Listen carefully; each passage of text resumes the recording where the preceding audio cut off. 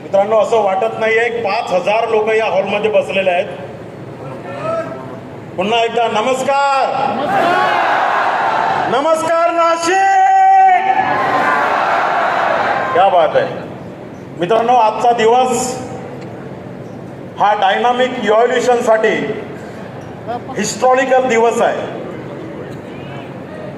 कारण हा हिंदी भी बात करूंगा.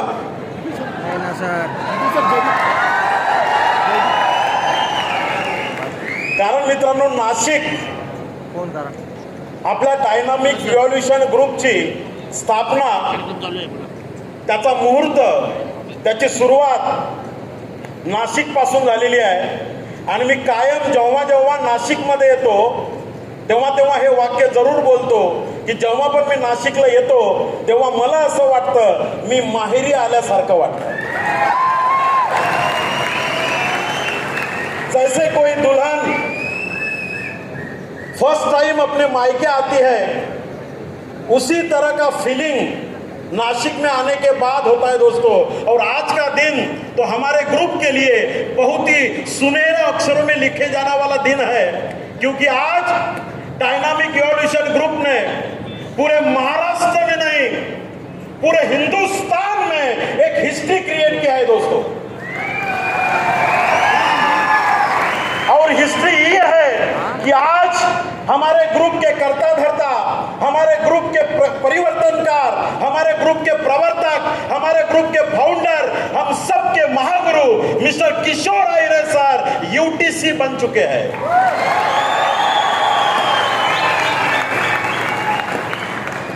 और आज का दिन हम जिंदगी में कभी भूल नहीं सकते. आज सर जी का जो यूटीसी का सेलिब्रेशन है, आज नासिक में कर्मवीर दादा साहेब गायकवाड़ इस ऑडिटोरियम में हम लोग यहाँ पे बैठे हुए हैं और इस प्रोग्राम के हम सब लोग साक्षीदार हैं. तो जितना आनंद सर को हुआ होगा उतना ही आनंद आज इस हॉल में बैठे हुए हर एक डिस्ट्रीब्यूटर को हो चुका है दोस्तों. और यह भी इतिहास में लिखा जाएगा कि इस प्रोग्राम में आप हम सब साथ थे. यह भी एक दिन इतिहास में लिखा जाएगा दोस्तों. तो अपने आप के लिए मैं जोरदार तालियां चाहता हूं. आप सब अपने खुद के लिए एक बार जोरदार तालियां करो.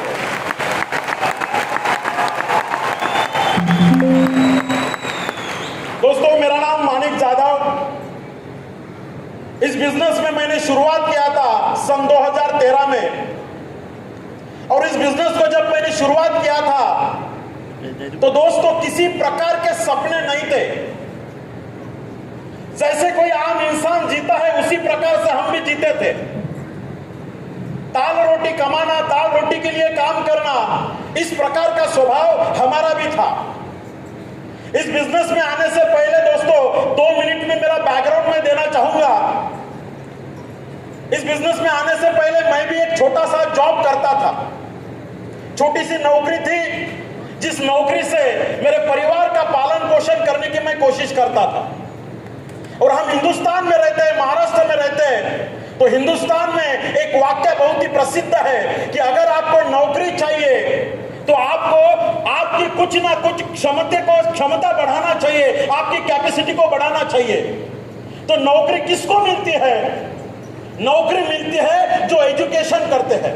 तो दोस्तों, नौकरी के पहले और इस बिजनेस के पहले मेरा छोटा सा एजुकेशन है. आज मैं मानता हूं आज इस प्रोग्राम में 5-5.5 हजार लोग बैठे हुए हैं. मेरे से बहुत ज्यादा पढ़े लिखे भी हो सकते हैं. मुझे मेरे पढ़े लिखे होने का किसी प्रकार का गर्व नहीं है दोस्तों. लेकिन बोलना चाहूंगा, इस बिजनेस में आने से पहले छोटा सा एजुकेशन मैंने लिया. बाय क्वालिफिकेशन मैं एमए साइकोलॉजी हूँ, एमए सोशियोलॉजी हूँ, बीएड हूँ, एमएड हूँ और एमफिल हूँ. बस इतना ही पढ़ा था. और इस पढ़ने के बाद, इतना पढ़ने के बाद एक छोटा सा जॉब करता था दोस्तों. एक गवर्नमेंट डाइट कॉलेज में मैं लेक्चरर था. जो प्राइमरी टीचर महाराष्ट्र में हुआ करते हैं, जो 2 साल का डिप्लोमा होता है जिसे महाराष्ट्र में डीएड बोला जा सकता है, उस ऐसे डाइट पे एज ए लेक्चरर बोल के मैंने 12 साल तक जॉब किया और 12 साल जॉब करने के बाद इस बिजनेस में एक बंदे ने इस बिजनेस के बारे में मुझे जानकारी दिया, इस बिजनेस के बारे में मुझे समझाने की कोशिश किया। दोस्तों, शुरुआत में जो कुछ भी बंदे इस बिजनेस में जुड़ने की कोशिश करते हैं उनको ये बिजनेस समझ में नहीं आता। दोस्तों, मैं डबल MA MA MPhil था, 52,000 महीने की सैलरी थी, इक्वलेंट पोस्ट क्लास 2। ऐसे जॉब में जब मैं था तो ऐसे बिजनेस में, क्योंकि मेरा भी ये मानना था ये बिजनेस कौन से लोगों का बिजनेस है, जिन लोगों को किसी प्रकार का काम धंधा नहीं, ऐसे लोगों का ये बिजनेस है। लेकिन जिस बंदे ने मुझे समझाया, आप विश्वास करो या ना करो, जिस बंदे ने इस बिजनेस के बारे में मुझे समझ दिया, समझाने की कोशिश किया, वो मेरे से उम्र में छोटा था, मेरे से एजुकेशन में भी कम था और मेरे से सैलरी में भी कम था। आप विश्वास नहीं करोगे दोस्तों, सन 2013 में मेरे एक स्टूडेंट ने, जिसको मैंने 2 साल पढ़ाया, उसने इस बिजनेस में मुझे लाया।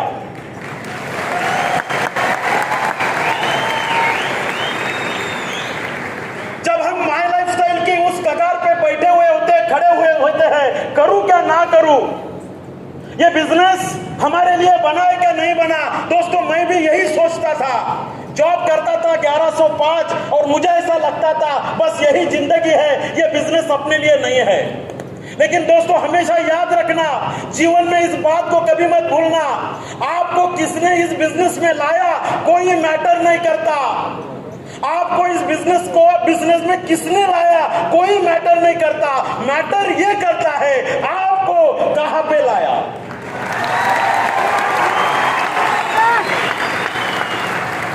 आप उस नैया में बैठे हुए हो, आप उस रेल में बैठे हुए हो जो ट्रेन कभी रुकने वाली नहीं है।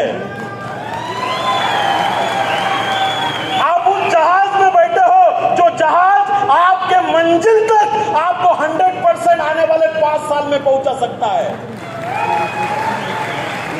और यही विचार मेरे दिमाग में आया, मैंने इस बिजनेस को शुरू किया। दोस्तों, बड़ी सोच नहीं थी, सोच इतनी थी कि महीने का 5,000 7,000 भी मिल गया तो भी बहुत बढ़िया है।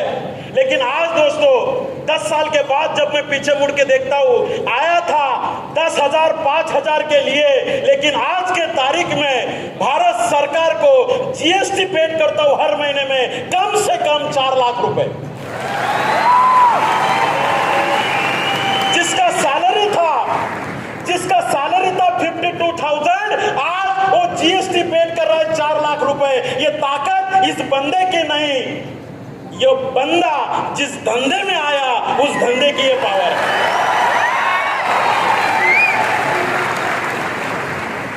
दोस्तों, हम भारत की 75वीं सालगिरह मना रहे हैं, अमृत महोत्सव मना रहे हैं।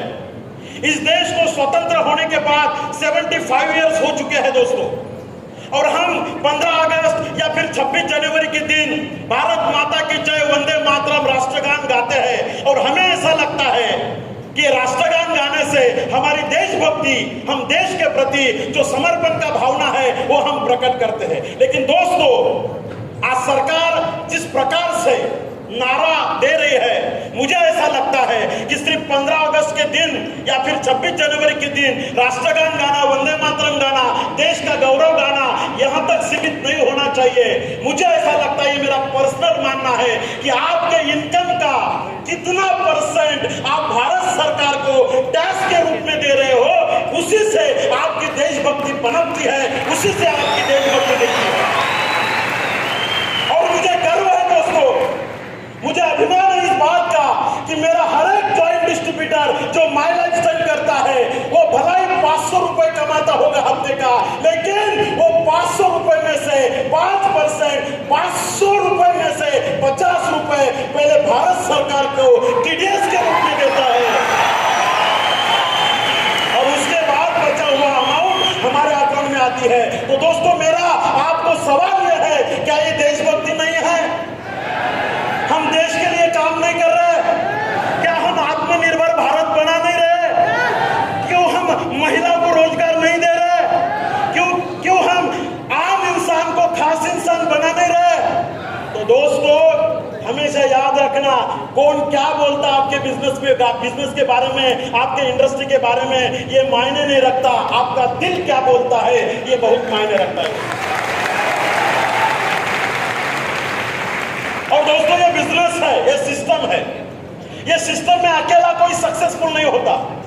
आज डायनामिक इवोल्यूशन का फर्स्ट डायमंड बनने का जो मुझे मान मिला है, ये सिर्फ मेरे अकेले का योगदान नहीं है दोस्तों, इसमें सबसे बड़ा योगदान है मेरे अपलायंस, जिन्होंने यहां इस मुकाम तक मुझे लाने की कोशिश किया।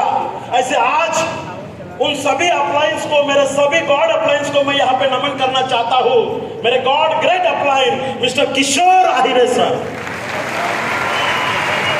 उसके साथ साथ आज यहां पे आए हुए हम सबके महिलाओं के, खास करके इंडिया की first lady UTC madam Mrinal Phansalkar ji, अभी कुछ समय के बाद यहाँ पे आने वाले हैं हमारे हिंदुस्तान के first crown diamond executive mister Rajesh ji Yadav sir.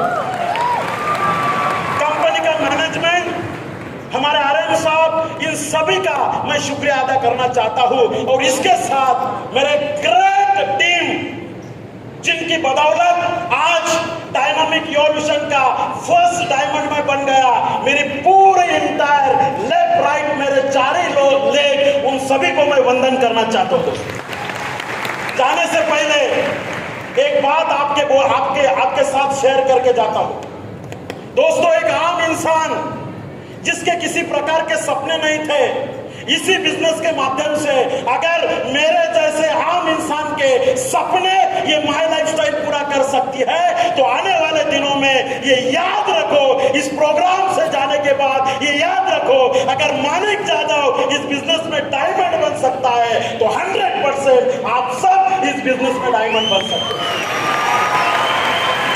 ये विश्वास लेके इस बिजनेस से हमें जाना है दोस्तों। जाते जाते कुछ लफ्ज कहूंगा और आप सभी की विदा लूंगा दोस्तों।